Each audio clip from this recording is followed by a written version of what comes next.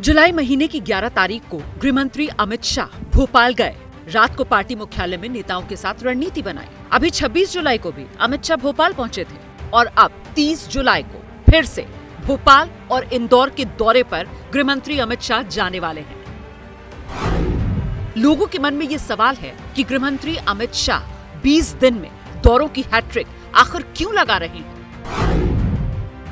मध्य प्रदेश उन 5 राज्यों में से है जहां साल के आखिर में विधानसभा के चुनाव होने हैं। मध्य प्रदेश बीजेपी के लिए इसलिए भी अहम है क्योंकि 15 साल तक राज करने के बाद 2018 में बीजेपी सत्ता में वापसी नहीं कर पाई थी। वो तो जोड़ तोड़ की राजनीति रही कि 2020 में बीजेपी ने सत्ता बनाई, मगर अब फिर एक बार बड़ी चुनौती है सत्ता को बरकरार रखने की। इसलिए केंद्रीय मंत्री अमित शाह बार बार भोपाल आकर एक खास चक्रव्यूह तैयार कर रहे हैं। असल में अमित शाह को जोर इसलिए भी लगाना पड़ रहा है क्योंकि ओपिनियन पोल के आंकड़े पूरी तरह पक्ष में नहीं। बीजेपी को टक्कर देने के लिए कांग्रेस सॉफ्ट हिंदुत्व पर बढ़ रही है और जो फ्री स्कीम का वादा कांग्रेस कर रही है उसकी काट की तैयारी भी चुनौती है। मध्य प्रदेश में बीजेपी और कांग्रेस का मुकाबला कांटे का होता जा रहा है। पिछले चुनाव में दोनों दलों में कड़ा मुकाबला था। अनुमान है कि इस बार भी मुकाबला कांटे का हो सकता है। कम से कम ओपिनियन पोल के आंकड़े तो यही कह रहे हैं। 27 जून को एबीपी न्यूज ने मध्य प्रदेश का ओपिनियन पोल किया था जिसमें बीजेपी और कांग्रेस दोनों को 44% वोट मिलने का अनुमान था। बराबर वोट शेयर की वजह से सीटों का गणित फंसा हुआ है। अमित शाह का फोकस प्रदेश में उन सीटों पर है जहां पार्टी कमजोर है। इन सीटों के लिए माइक्रो मैनेजमेंट की रणनीति अमित शाह ने तैयार की है। बुधवार को भोपाल में गृहमंत्री अमित शाह ने कोर कमेटी के नेताओं के साथ जो बैठक की उसमें यह तय हुआ कि पब्लिक कनेक्ट और बढ़ाया जाए।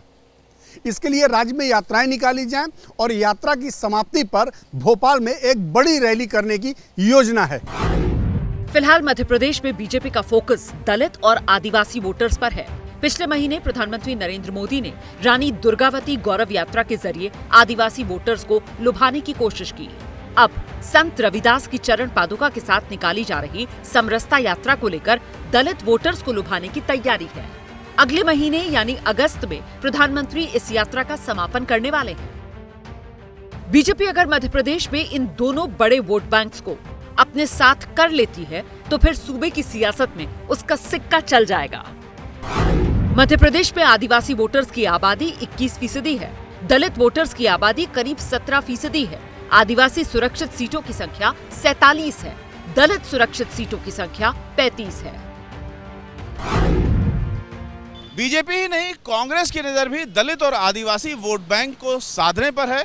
साथ ही कांग्रेस सॉफ्ट हिंदुत्व की राह पर चलकर बीजेपी को उसकी ही रणनीति से घेरने की कोशिश कर रही है।